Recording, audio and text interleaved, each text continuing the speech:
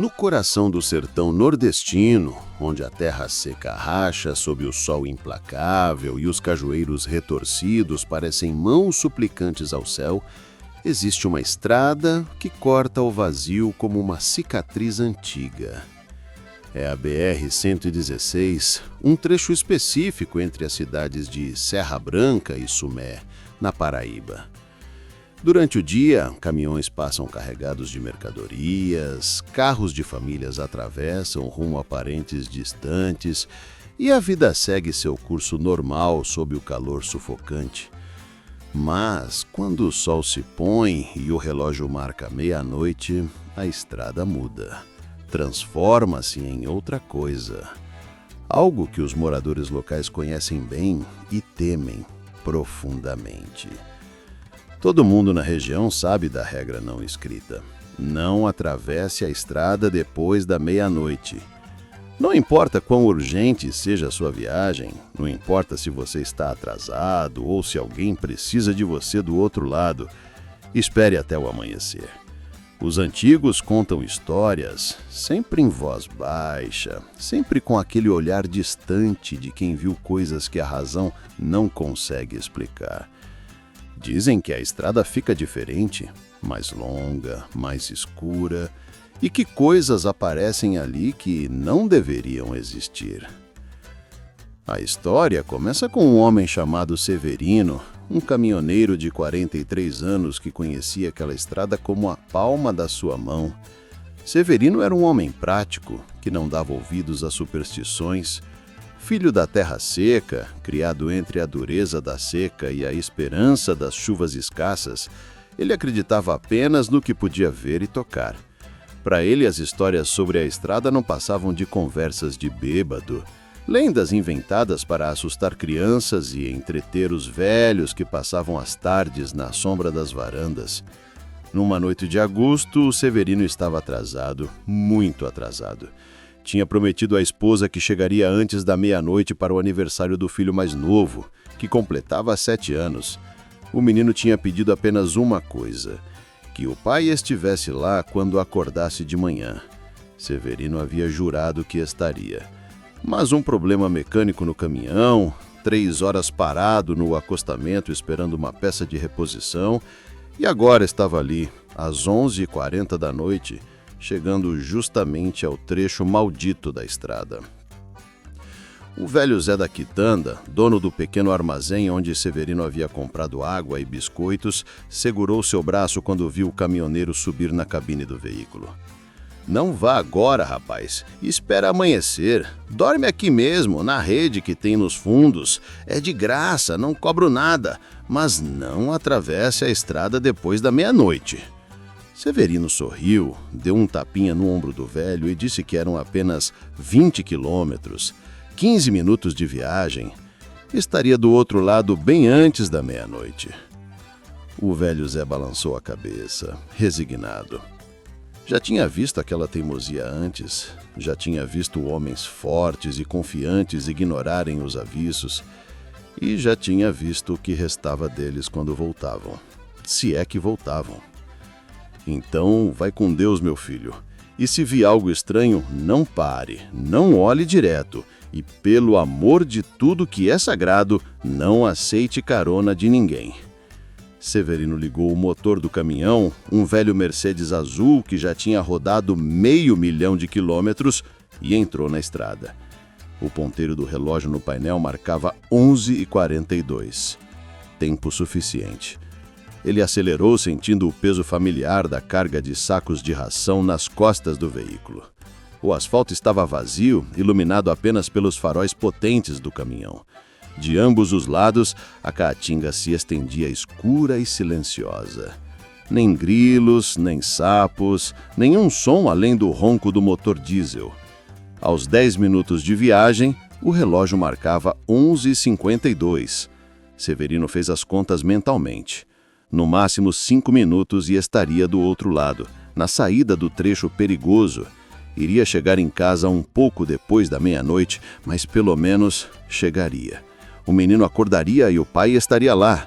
Ele sorriu pensando no rosto do filho iluminado pela alegria. Foi então que viu a mulher na estrada. Ela estava parada no acostamento, vestida com um vestido branco que parecia brilhar levemente sob a luz dos faróis. Tinha cabelos longos e escuros que caíam sobre os ombros e segurava uma pequena mala na mão. Fazia sinal para que ele parasse. Severino pisou no freio instintivamente, diminuindo a velocidade. Seu cérebro racional dizia que não era normal encontrar uma mulher sozinha naquele lugar deserto àquela hora. Mas sua compaixão sertaneja, aquela solidariedade natural de quem conhece a dureza do mundo, falou mais alto. Ele parou o caminhão a alguns metros dela e abriu a janela. "Precisa de ajuda, moça?" A mulher se aproximou com passos lentos e sorriu. Era bonita, com traços delicados, mas havia algo errado em seus olhos. Eles eram escuros demais, vazios demais. Então ela não fez sobraço, não levantou o ombro, não mexeu nenhum outro músculo, mas sua boca sorriu. Ele disse: "Preciso de uma carona. Meu carro quebrou alguns quilômetros atrás e preciso chegar em Sumé ainda hoje." Sua voz era suave, quase musical, mas carregava um eco estranho, como se viesse de muito longe. Severino olhou para o relógio. 11h54. 6 minutos para a meia-noite. As palavras do velho Zé ecoaram em sua mente. Não aceite carona de ninguém.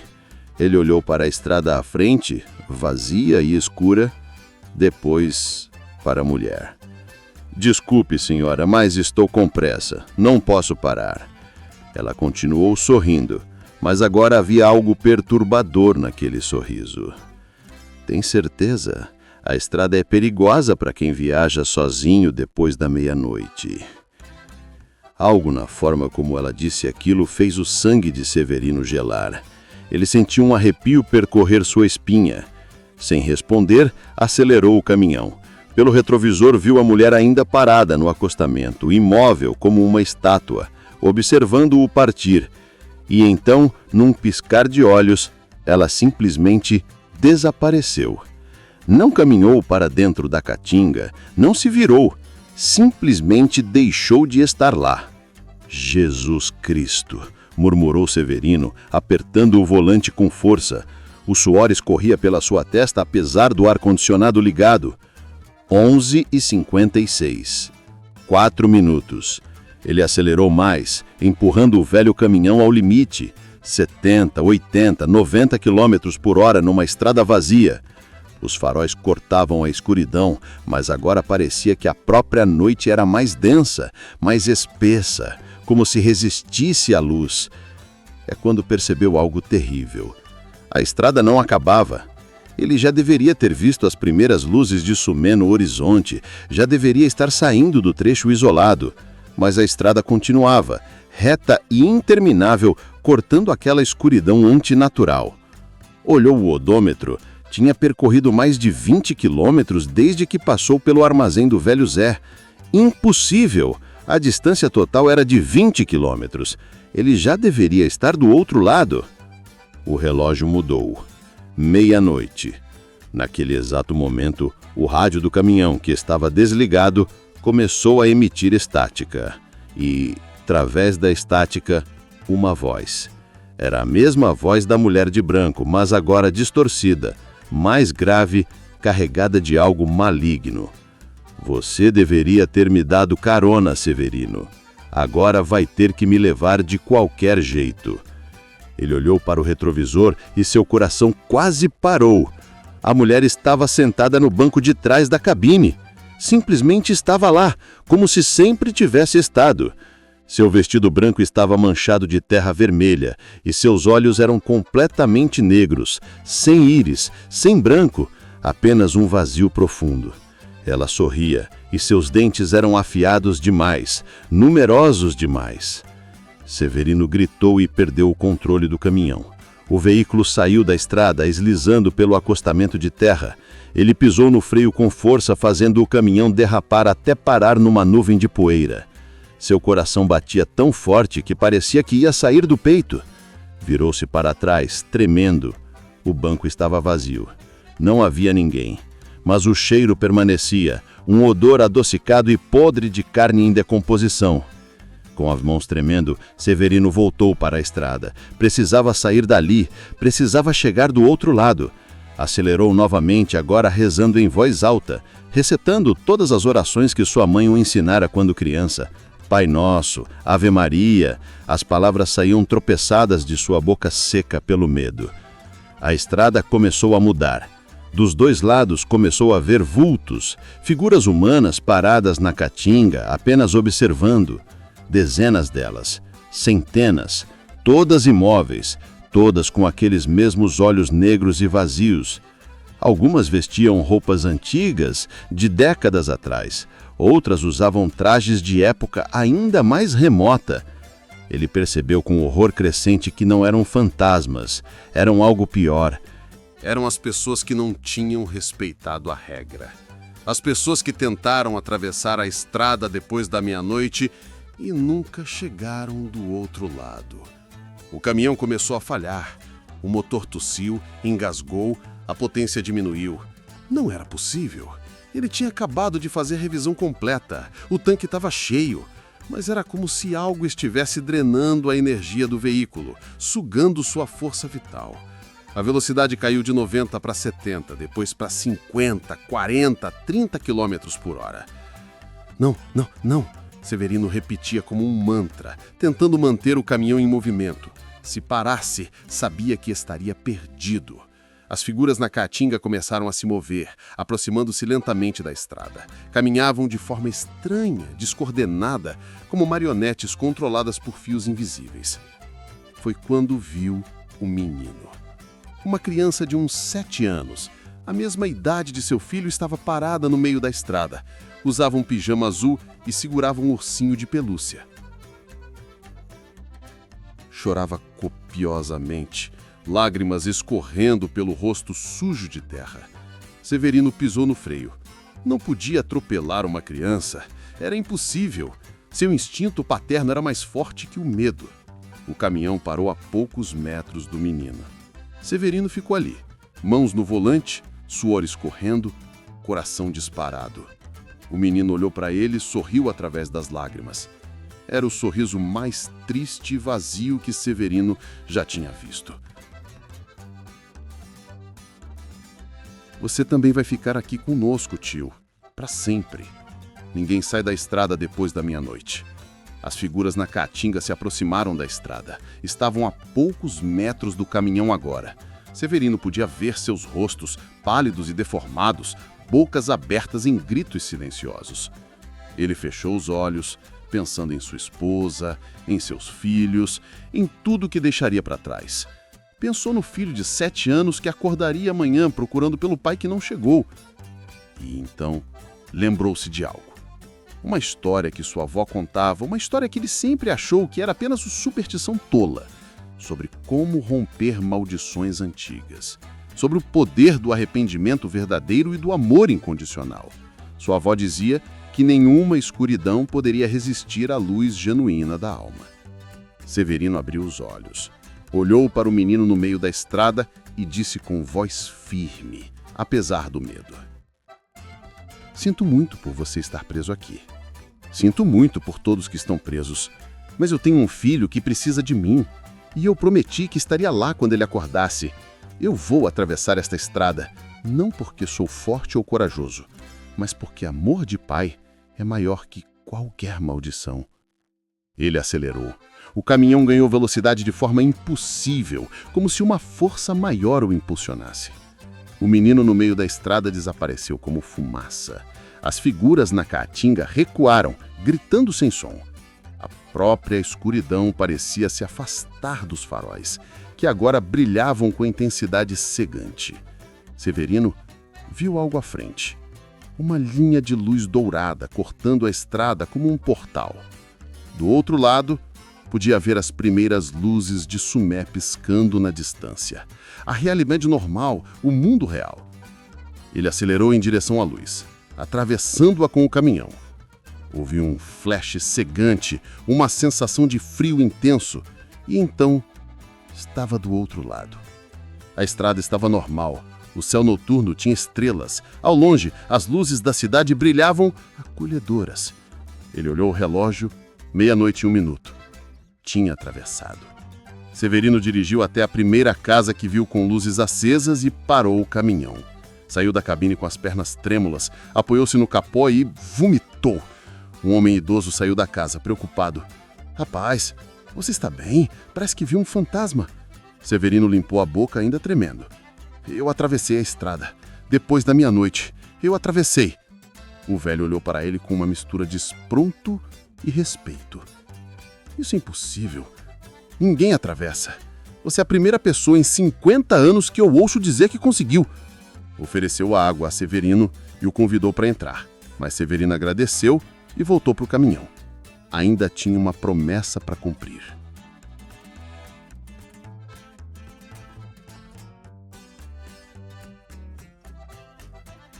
Chegou em casa às 2 da manhã. Entrou silenciosamente, tomou um banho longo e demorado, tentando lavar não apenas o suor e a poeira, mas também o medo que ainda colava na sua pele. Depois foi ao quarto do filho. O menino dormia tranquilo, abraçado a um carrinho de brinquedo. Severino sentou-se na beirada da cama e ficou ali, apenas observando a criança respirar, agradecendo por estar vivo, por estar em casa, por poder cumprir sua promessa. Quando o menino acordou de manhã, a primeira coisa que viu foi o pai sentado ao lado da cama, sorrindo. "Pai, você voltou! Sabia que você ia voltar!" O menino pulou no pescoço de Severino, que o abraçou forte, com lágrimas nos olhos. "Sempre vou voltar, filho. Sempre. Não importa o que aconteça, não importa o que tente me impedir, eu sempre vou voltar para você."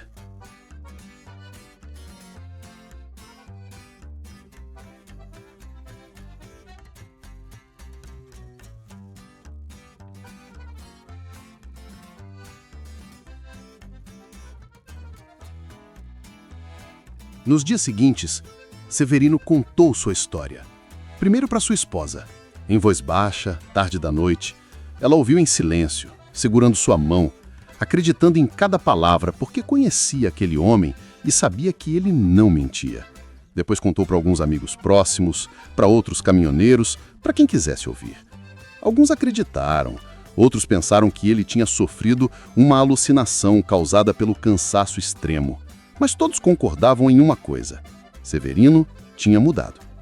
Havia algo diferente nos seus olhos, uma profundidade que não estava lá antes. O velho Zé da Quitanda quase caiu da cadeira quando viu Severino aparecer uma semana depois. "Menino, você está vivo!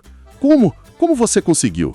Severino contou tudo, cada detalhe daquela noite. O velho ouviu em silêncio, balançando a cabeça. Quando terminou, Zé disse: "Você é o primeiro. Em todos esses anos vivendo aqui ouvindo as histórias, você é o primeiro que voltou. Sabe por quê?" Severino sacudiu a cabeça. O velho continuou: "Porque você tinha algo maior que o medo. A maioria das pessoas que tenta atravessar está fugindo de algo, ou buscando algo para si mesmas. Você estava indo para algo maior que você. Estava indo cumprir uma promessa para o seu filho. E essa é a diferença. A estrada não consegue segurar quem é guiado por amor verdadeiro." Mas a história não termina aí, porque Severino descobriu algo inquietante nas semanas seguintes. Ele começou a ver coisas, não da mesma forma que vira na estrada maldita, mas de outra forma. Começou a perceber quando alguém estava prestes a fazer uma escolha que mudaria sua vida para sempre. Começou a sentir presenças, não malignas, mas ancestrais, antigas. Era como se, ao atravessar aquela barreira entre os mundos, algo nele tivesse mudado permanentemente. Uma noite, enquanto dirigia por uma estrada diferente, em horário normal, ele viu um jovem prestes a entrar numa estrada secundária. Algo nele gritou um aviso. Severino parou o caminhão e chamou o rapaz. "Não vá por ali hoje à noite. Confie em mim. Vá amanhã de dia." O rapaz o olhou com desconfiança, mas algo na intensidade do olhar de Severino o fez obedecer. No dia seguinte, descobriram que houve um deslizamento de terra naquela estrada durante a noite. Qualquer veículo que passasse teria sido soterrado. Severino entendeu então que sua experiência na estrada maldita tinha um propósito. Ele não tinha apenas sobrevivido, tinha se tornado uma espécie de guardião. Alguém que podia avisar outros, que podia sentir quando um perigo sobrenatural estava próximo. Não era um dom que pedira, mas era um dom que aceitaria. Tinha visto o outro lado, tinha olhado para o abismo, e o abismo deixara sua marca nele. Ele nunca mais passou por aquele trecho da estrada depois da meia-noite. Não porque tivesse medo, embora o medo ainda estivesse lá, gravado em sua memória, mas porque sabia que tinha tido sorte uma vez, e apenas uma vez. A estrada permitira que atravessasse porque seu motivo era puro, porque seu amor era genuíno. Mas até mesmo o amor mais verdadeiro tem seus limites, e ele não queria descobrir até onde ia a paciência daquele lugar. Anos depois, quando seu filho já estava adolescente, o menino perguntou sobre aquela noite. Pai, você realmente viu aquelas coisas? Realmente aconteceu? Severino olhou para o filho por um longo momento antes de responder. Sim, filho, aconteceu. E vou te dizer uma coisa importante. No mundo existem coisas que a razão não explica. Existem lugares onde as regras normais não se aplicam. E existe uma regra simples que você deve sempre lembrar. Quando os antigos avisam sobre algo, quando dizem para não fazer algo, há um motivo. Eles não inventam essas histórias para assustar. Eles as contam para proteger. O filho absorveu aquelas palavras em silêncio. E você atravessou mesmo assim. Por quê? Severino sorriu porque tinha prometido que estaria aqui quando você acordasse.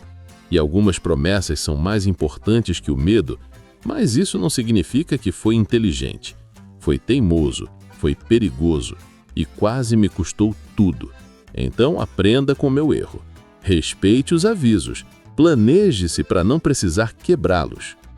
A estrada continua lá, claro. Ainda corta o sertão entre Serra Branca e Sumé. Durante o dia é apenas uma estrada normal, com seu asfalto rachado pelo sol, seus postes de iluminação espaçados, sua paisagem árida e bela à sua própria maneira. Caminhões passam, carros de famílias fazem a travessia e a vida segue seu curso. Mas quando a noite cai e o relógio se aproxima da meia-noite, a movimentação diminui. Os motoristas locais param nos armazéns e postos às margens, preferindo esperar até o amanhecer. Os caminhoneiros que conhecem a região marcam suas viagens para passar ali durante o dia. E aqueles poucos que insistem em atravessar depois da meia-noite raramente são vistos novamente. Alguns dizem que a maldição começou há mais de 100 anos, quando um fazendeiro cruel matou um viajante inocente naquele lugar por pura maldade e ganância. O sangue do inocente teria amaldiçoado a terra, criando aquela porta entre os mundos. Outros dizem que ainda é mais antigo, que aquele lugar sempre foi especial, que os índios que viviam ali antes da colonização já o evitavam durante certas horas da noite. Há quem fale de um cemitério esquecido enterrado sob o asfalto, de rituais antigos realizados sob a lua nova, de pactos quebrados e promessas traídas. A verdade talvez seja que alguns lugares guardam memórias. Alguns lugares são cicatrizes na própria realidade, onde o tecido entre este mundo e outros mais sombrios é fino demais.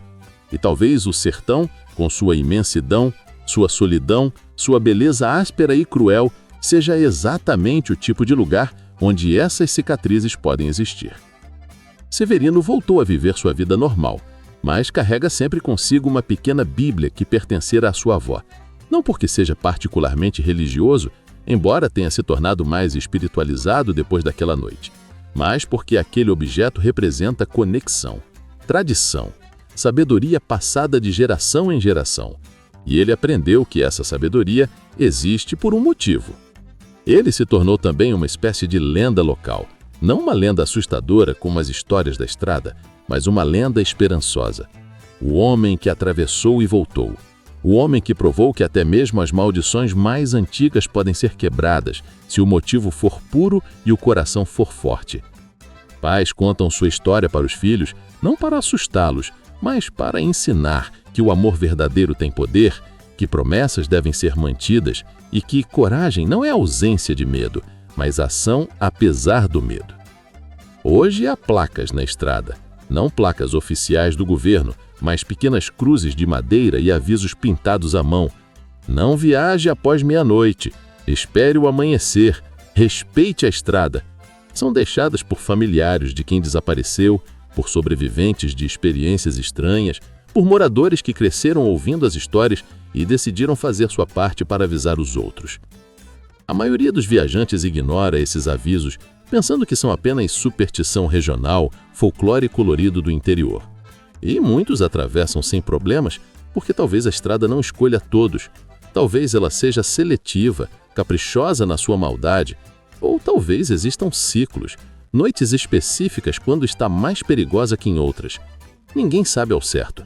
O conhecimento sobre essas coisas nunca é preciso, apenas aproximado, construído através de gerações de observação e medo.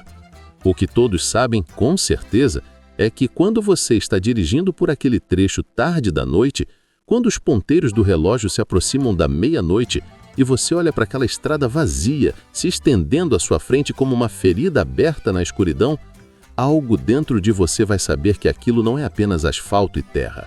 É um limiar, é um teste, é um lugar onde as regras normais do mundo não se aplicam completamente. E se você sentir aquele arrepio inexplicável na nuca, se perceber que o silêncio é profundo demais, se notar que não há estrelas no céu apesar de estar claro, se ver algo que não deveria estar ali parado à beira da estrada, você vai entender por que os antigos avisam. Vai entender que algumas regras existem por motivos muito bons e vai torcer que, se decidir seguir em frente de qualquer modo, você tenha um motivo tão puro quanto o de Severino. Porque senão, você pode se tornar mais uma figura imóvel na caatinga, mais um par de olhos vazios observando a estrada, esperando pela próxima alma teimosa que decidir ignorar o aviso. A estrada continua lá, esperando, sempre esperando. E a meia-noite chega todas as noites, transformando aquele trecho de asfalto em algo diferente, algo antigo, algo que desafia nossa compreensão moderna e racional do mundo. Os moradores locais fizeram as pazes com isso, aprenderam a respeitar, a evitar, a conviver com aquele pedaço de mistério em sua terra. E talvez seja isso que falte no mundo moderno, o respeito pelo desconhecido, pelo inexplicável, a humildade de aceitar que nem tudo pode ser medido, explicado ou racionalizado, que existem lugares e momentos onde o sobrenatural ainda toca nosso mundo, lembrando-nos de que somos pequenos, frágeis e que há muito mais entre o céu e a terra do que sonha nossa vã filosofia. Severino está mais velho agora, com cabelos grisalhos e rugas profundas ao redor dos olhos, mas ainda dirige seu caminhão, ainda percorre as estradas do sertão, e quando jovens caminhoneiros o procuram pedindo conselhos, ele sempre conta sua história. Não para se gabar, não para assustar, mas para ensinar, para passar adiante a sabedoria que quase custou sua vida para aprender. A estrada ainda está lá, ele sempre termina, e vai continuar lá muito depois que eu partir. Respeitem-la, respeitem os avisos. E se um dia, por qualquer motivo, vocês se virem forçados a atravessá-la depois da meia-noite, lembrem-se, mantenham algo puro no coração, algo maior que vocês mesmos, porque é isso que vai protegê-los quando a escuridão tentar reivindicá-los. E assim a história continua, passada de boca em boca, de geração em geração, mais uma lenda do sertão, mais um aviso deixado pelos antigos. Ignore se quiser, ria se achar engraçado, mas se você se encontrar dirigindo por aquela estrada enquanto o relógio marca 11h50 e sentir aquele primeiro arrepio de dúvida, talvez seja melhor parar. Encontrar um lugar para esperar, porque algumas apostas não valem a pena, não importa o quão racional você pensa que é. A estrada do sertão que ninguém atravessa depois da meia-noite ainda está lá, esperando, sempre esperando. Para receber mais histórias empolgantes como essa, inscreva-se em nosso canal, clique no like e comente e ative o sininho.